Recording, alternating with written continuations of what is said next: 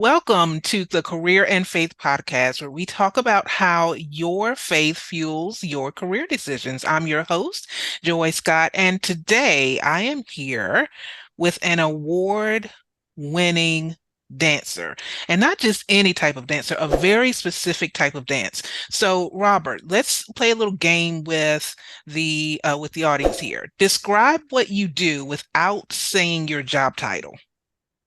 Okay, so I would say that I bring people together uh, with a common goal that will help them physically because you actually are moving and getting a little cardio in this thing. And also, it helps you mentally because it helps you remember things and get certain patterns down like that. So it's a real mental release. And also, it will help you socially because when you're interacting with other people, it makes you more sociable and you get more comfortable with people because especially if you're in the same vicinity as others that's in the same that got the same goal and common interest, it's easier to talk to them. And also it's a stress reliever also. So it's like the more you do it, the more you can relax and enjoy what's going on, and that just lowers the stress levels. And I like to Ah, say it's like having a conversation without words.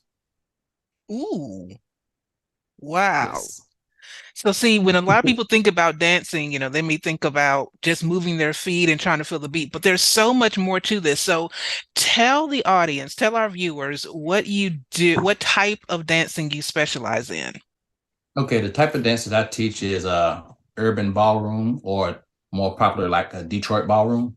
Uh, it's a dance that originated obviously in Detroit, and it's not as popular as salsa and stuff like that, but it has been going on for a long time. So that's part of what I want to do at my classes is to bring it more to the forefront for more people to enjoy, because the dance is very good. The one thing I love about it is you can dance to any music. It's not like, like salsa, you really need salsa music to dance to it, which I love salsa and bachata. Both of them need their own music. But with urban ballroom, you can dance to anything. We normally dance to neo soul and stuff like that. But myself, I like to dance to different genres of music. I like to violin music like that, piano and stuff like that, or just saxophone, stuff like that, just because it takes me to a different place depending on the song. Ooh, I like that. Because it's nice to have something that's versatile, and a nice way to release the tension. So when people find out that you are a ballroom dancer, dance instructor, what do they typically ask you? Oh wow. They asked me how do I get into it for one, how did I get into it? And the way I got into it was very random. A cousin of mine, she went to a class, and as soon as she got back, the first thing she did, she called me and said, "Look, I just went to a class and I can see you doing this." Now, how she knew, I don't know, because it ain't like we ever talked about dancing or anything, but she could see me doing it. So I went to the next class and I fell in love with it, and the rest was history because it was just so smooth and elegant. You can dance, you can do the dance to slow music and just make it smooth, elegant. Then to faster music, you can kind of pump it up a little bit and still doing the same thing, but just speed up the tempo of it. So when she mentioned that to you, she could see you doing that, but is that something you could see yourself doing based upon what she Well, described to you?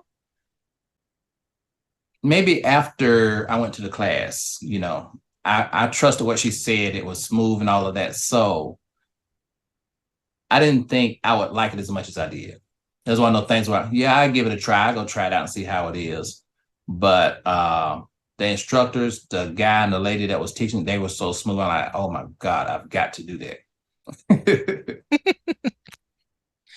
So what are some common misconceptions that people may have about ballroom dancing?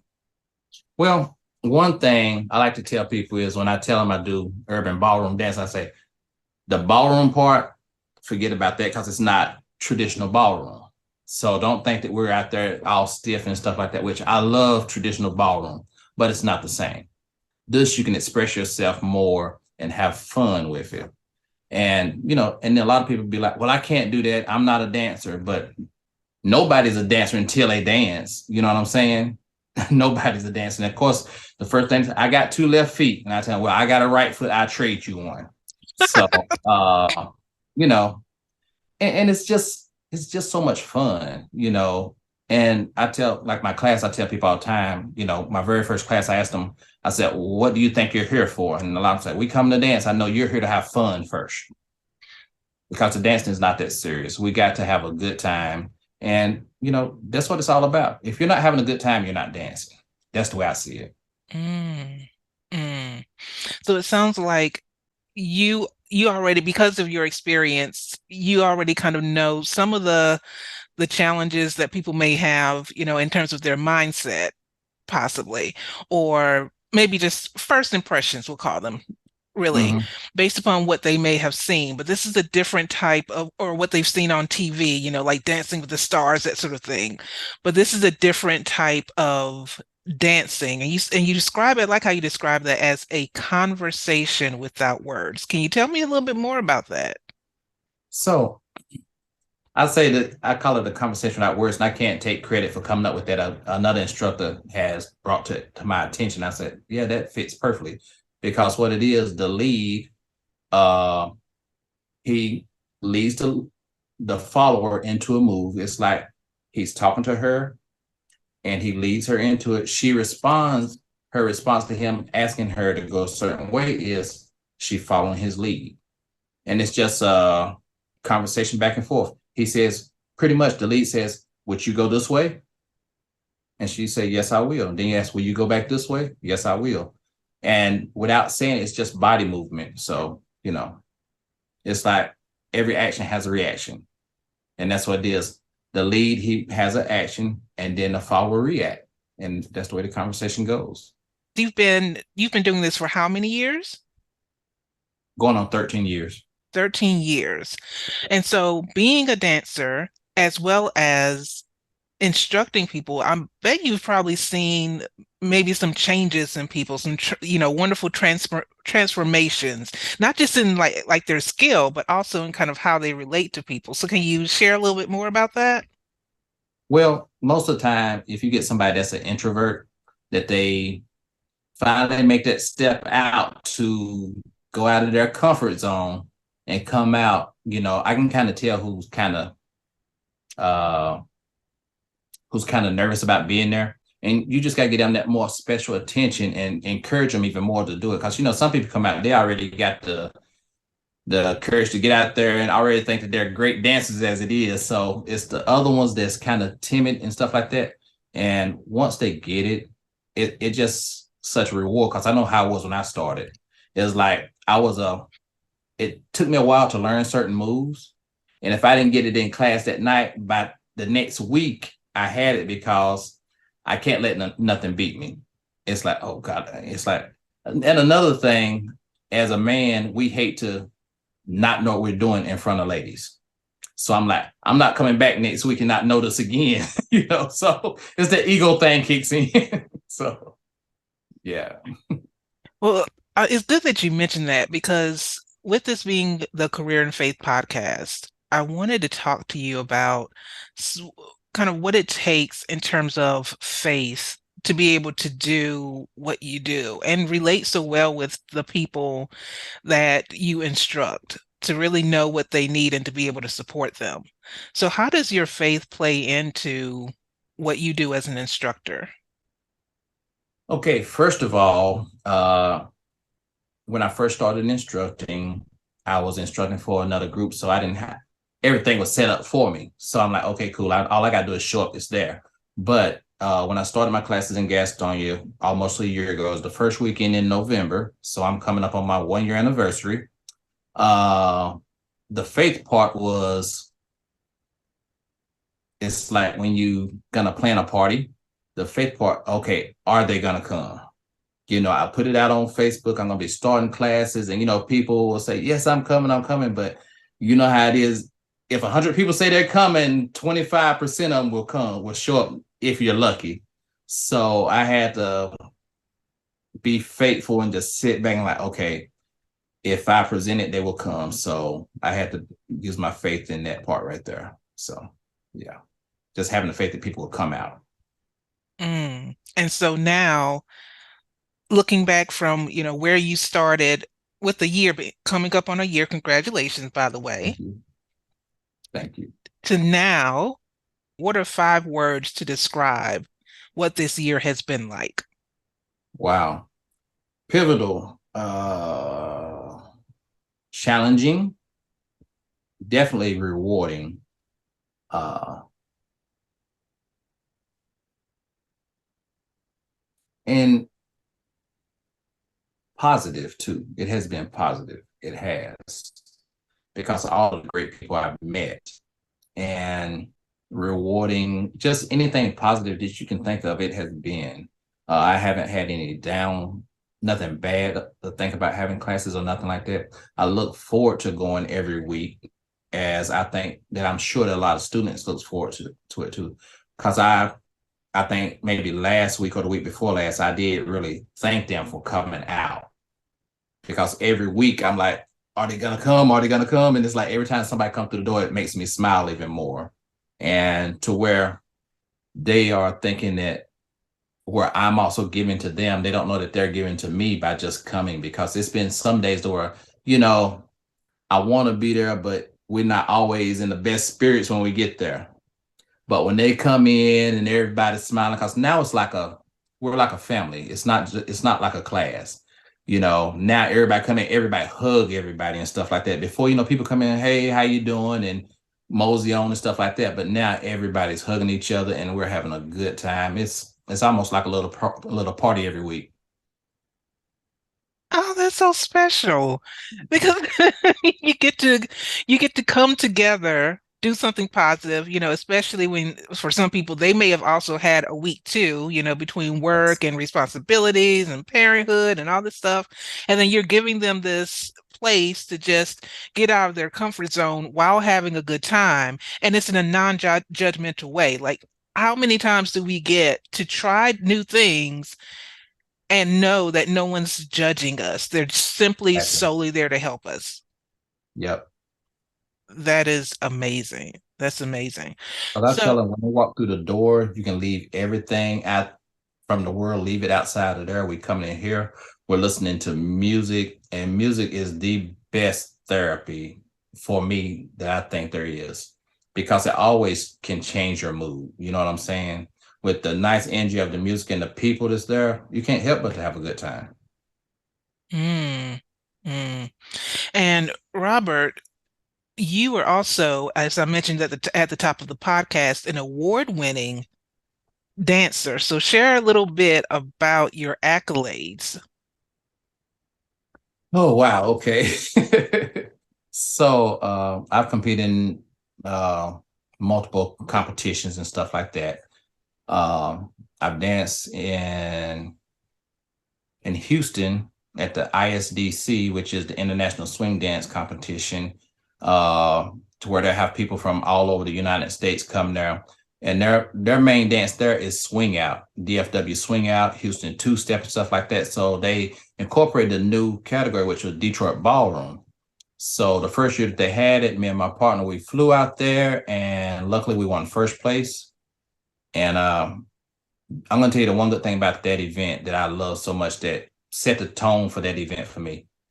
The ISDC is one event that I will never miss unless something bad happens, because when I got there, since it was a new category and that's not their main dance out there, it was just me and another couple that were registered to dance. And they said, well, we got to have at least 4 to 5 couples to have that event. So within the dancers meeting, 2 couples stepped up to compete also, so I would get a chance to dance, because they knew we had flew all the way out there. They're like, you know what, you done came this far, you need to at least have a chance to show what you got. So it's like, if they, it's, and that's the whole feeling of that dance competition. So the first year, that was in 2018, I got first place then, and 2019 I got second place, and COVID hit. I think 2022 I got second place again. But both of those second places was behind a guy that's kind of like a legend. So placing second to him was like placing first in real life. So And also, my hometown competition is Titans of the Dance Floor, put on by the Purple Charlotte Steppers.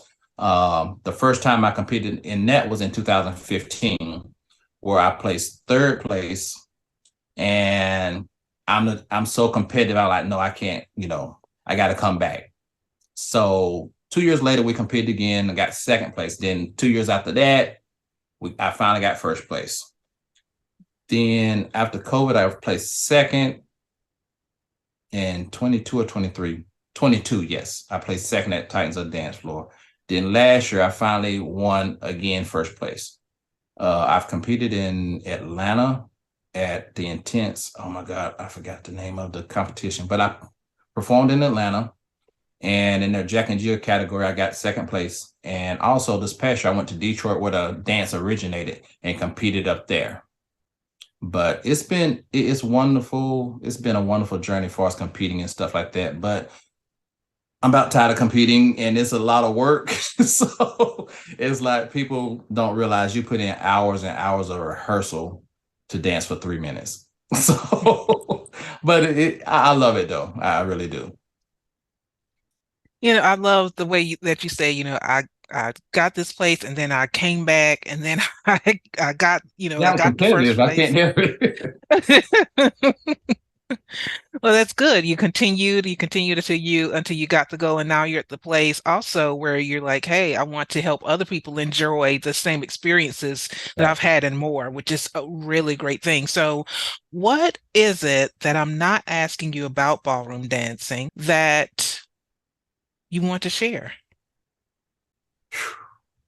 Well, I would say just first of all, if you're a couple, it can bring you closer together with each other to where, especially if you happen to be a married couple, it can spark a new spark in your life because you're actually uh coming together, doing something together.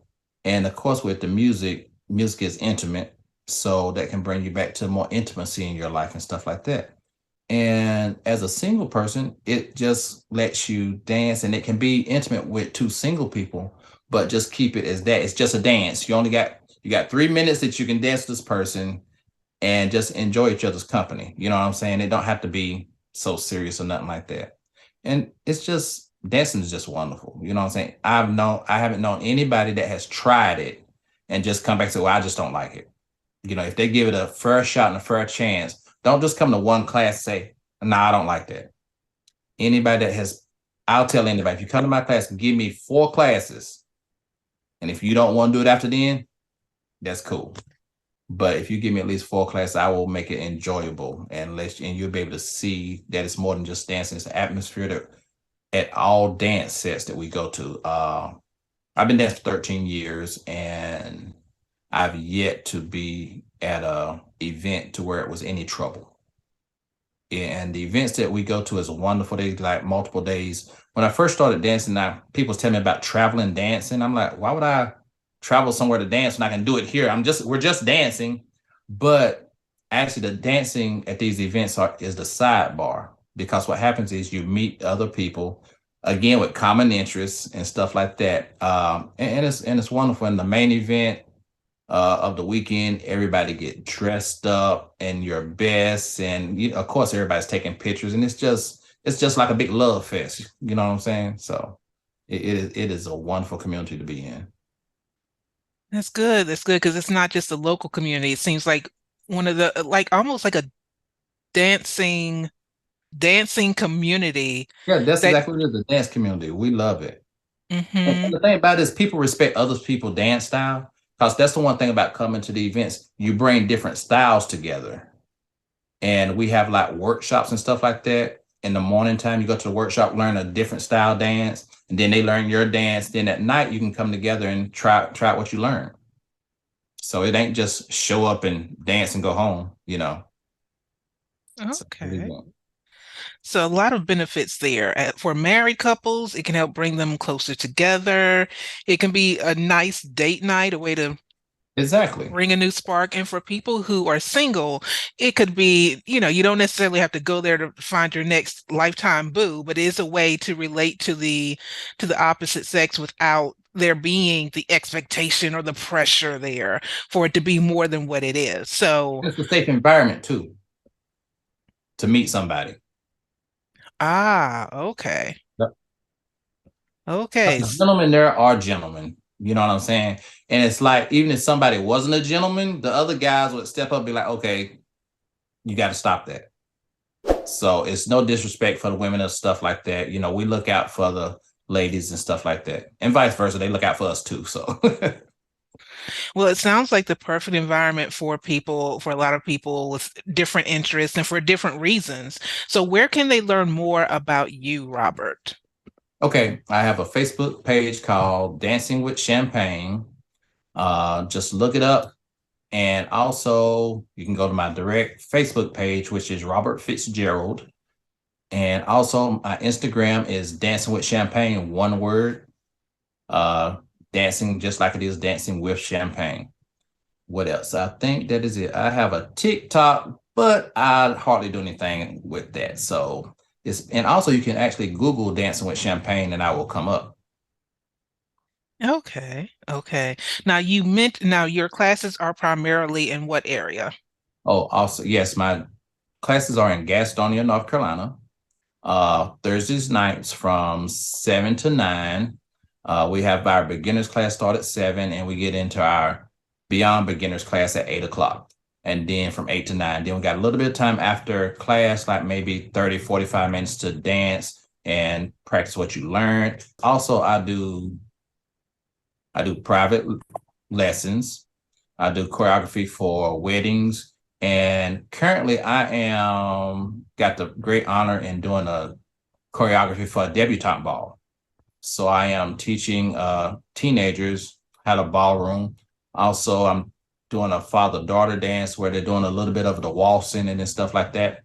And also it's the ladies are doing a dance, just them and not their escorts. And I've been so grateful to meet a young lady that's a modern dance and ballet. She's helping me with that. So in the future, you will see the result of all our hard work. It'll probably be in December when I reveal everything that we did. And just know that these girls that's going to be dancing on their own, I didn't do that choreography. This other young lady did it. So I'm not going to take credit for somebody else. Also, I'd like to say I got a video out that I did last year that kind of sparked the classes. So the video is on YouTube and it's also on my social media page also. And how this video came about was I'm also taking West Coast swing classes. West Coast swing is a very energetic dance and it's a lot. I say that it's a lot. But I was at a West Coast swing event and I heard this song and I Shazammed it. It's by, oh man, don't let me, I'm not gonna try to remember the artist's name, but it has a lot of violins in it. So there's a young lady that was taking private classes with me. Her name is Elise, aka Luna Love. She's a event host and stuff like that. So we was dancing to it while I was giving her private lessons. And I said to her, I said, "Ooh, I can really see a video to the song." And she's like, "Why don't you do it?" And I was like, "Yeah, I might do it." She said, "No, do it." Cause anybody that know this young lady, she's about getting stuff done. If you say you want to do something, she'll make sure it get done. So we stopped dancing. She called her videographer and set up a plan to get together. 2 weeks from there, we sat down, wrote out a storyboard, how we want the video shot. And 2 weeks later, we were shooting the video. And the video, we shot it in Gastonia at the Pavilion. And we had a couple shots out in the streets. So Miss Luna was telling me she had some friends that want to learn how to dance. Say, what you teaching? I'm like, okay, cool. Again, at this time, I had no idea about teaching classes at all. So she found me a spot to teach the class and said, well, we need to advertise it for other people. So that's when I put it out there, came up with the name of Dancing with Champagne. And then the response was really overwhelming. I was like, really? People really wanting to come? So that's how it is. But the video, if you look it up on YouTube, it is Luna Love and Robert Urban Ballroom Dancing. It is a very nice video. I love it. I'm so proud of how it turned out because it's not just shot to where the camera's right here and you're just dancing in front of the camera. We got different angles and everything. It's a little bit of story behind it and everything. So And to make it easier for the viewers, I will put the link to the video in the description as well as the handles, all of the yeah, links to all of his social media so you can easily connect with him. thank Now, you. real quick before we end, you were invited to dance somewhere. And this goes back to way how being faithful and having faith, how things come to you. My very first class that I had, again, I was not sure about doing this, but I like, okay, God, I'm gonna do this.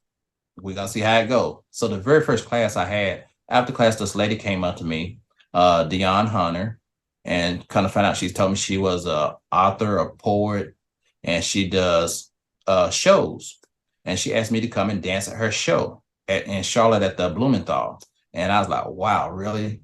And and at first I'm thinking, I'm not ready to do nothing like that. But after a while, I had to think about it, like, okay, God wouldn't have put this in front of me if I wasn't ready to do it. So, and it's a once in a lifetime opportunity. So me and my partner, Tiffany Taylor, that's my partner at the time. So we went to back in April, we danced into Blumenthal and it was very rewarding. I loved it. The song that we chose, because we couldn't choose a regular song for copyright issues and stuff like that. So I went on this website to find music that we could use. And I I went through probably at least 50 songs before this one hit me. And when I heard it, the actual dance and the choreography came to me as I was listening to the music. Because the thing about it was that dance, I entitled it as a mini musical instead of just a dance because it's told a story from the beginning to the end. So it was very rewarding. And also with that, that was done in April.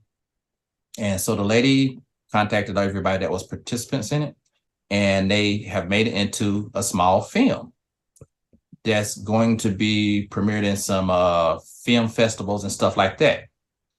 And to kick it off, the first weekend in November, we are having a red carpet event to premiere it in Charlotte. I also send that link to you if anybody wants to come and see it. It's a 90-minute show. They're going to have the red carpet. We are dressing up like the Hollywood glam and stuff like that. Have plenty photo opportunities. They're going to be serving champagne and hors d'oeuvres. And after the show, after the film is played, we're going to be going up on stage for Q&A from the audience and stuff like that. And it will be be hosted by Fly Tie from 101.9. So anybody that would like to come out for a nice, elegant night, because also they have poets, singers, musicians, dancers, and it's a night of artistic renewal is the name of the thing, a night of artistic renewal. And Oh, that has been the proudest thing I've done in dancing so far. And it all came from me stepping out on faith and doing this class, because of course you know the saying, what they say is if you do all you can, God will do all that you can't. So do the work and he will step in the gap to make everything happen if it's meant to be. well, congratulations, Robert. The epitome of your gifts will make a way for you. That is wonderful. And just being naturally you. That's another thing, being authentically you. God has seen it and he is rewarding you. I can't wait to see what's next for you, Robert. So that's why everyone should stay tuned and subscribe to his socials and follow him. So, Robert, thank you so much for taking the time to Thank be you. interviewed for this Career and Faith podcast. And everyone, please stay tuned for a very special message just for you.